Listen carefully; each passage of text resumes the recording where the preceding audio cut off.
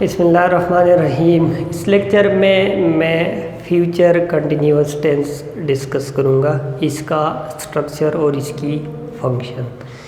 इसका स्ट्रक्चर है सब्जेक्ट, उसके बाद वेल, उसके बाद बी, उसके बाद ING form of the verb और एंड में फुल स्टॉप। और अगर वर्ब ट्रांजिटिव है तो उसके साथ उसके बाद ऑब्जेक्ट भी यूज़ होगा। एग्जांपल देखिए, वी वेल बी स्टडिंग और उसके बाद स्टडिंग के बाद ऑब्जेक्ट आ सकता है तो नावेल्स और एंड फुल स्टॉप। अगर नेगेटिव बनाना हो तो subject well, not, B present participle, and form को प्रेजेंट पार्टिसिपल फॉर्म भी कहते हैं और एंड में फुल स्टॉप को पीरियड भी कहते हैं। We will not be studying novels end में फुल स्टॉप। वेल के बाद नॉट लगाएंगे नेगेटिव में। इंटरोगेटिव बनाना है तो वेल स्टार्ट में आ जाएगा, उसके बाद सब्जेक्ट, उसके बाद बी प्रेजेंट पार्टिसिपल और आईएनजी फॉर्म, इसको प्रोग्रेसिव फॉर्म भी कहते हैं और एंड में फिर question mark. Will we be studying novels और एंड में क्वेश्चन मार्क। अगर नेगेटिव इंटरोगेटिव बनाना हो तो वेल सब्जेक्ट और सब्जेक्ट के बाद नॉट, फिर बी, फिर कंटिन्यूअस फॉर्म और उसके बाद क्वेश्चन मार्क। कंटिन्यूअस फॉर्म भी कहते हैं एनजी फॉर्म को।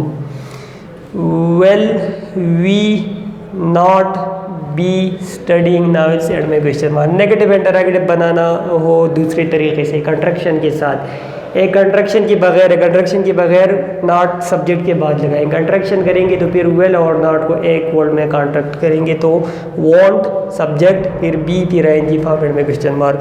Want we be studying nouns end में क्वेश्चन मार्क। ये स्ट्रक्चर होगा। अब इसको हम यूज़ करेंगे जब फ्यूचर में एक पॉइंट पे एक एक्शन कंटिन्यूटी में होता है तो उसके लिए हम फ्यूचर कंटिन्यूअस टेंस यूज़ करते हैं।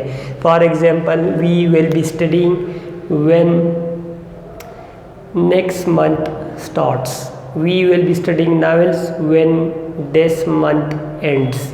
तो ये दिस मंथ एंड्स या नेक्स्ट मंथ स्टार्ट्स ये एक पॉइंट हो गया। अब ये पॉइंट गिवन भी हो सकता है या अंडरस्टूड, या तो ये क्लियरली मेंशन होगा या ये कॉन्टेक्स्ट से अंडरस्टूड होगा। तो जब फ्यूचर में एक पॉइंट पे एक एक्शन कंटिन्यूटी में होता है उसके लिए हम फ्यूचर कंटिन्यूअस टेंस यूज़ करते हैं। अब अगर एमडीकेड में एमसीक्यूज़ की बात की जाए तो दो तरह के एमसीक्यूज़ आ सकते हैं। एक तो ये है कि सेंटेंस गिवन होगा और इंस्ट्रक्शन होगा कि इसका टेंस बताए, तो अगर ये स्ट्रक्चर फॉलो कर रहा है तो वो फ्यूचर कंटिन्यूअस टेंस होगा।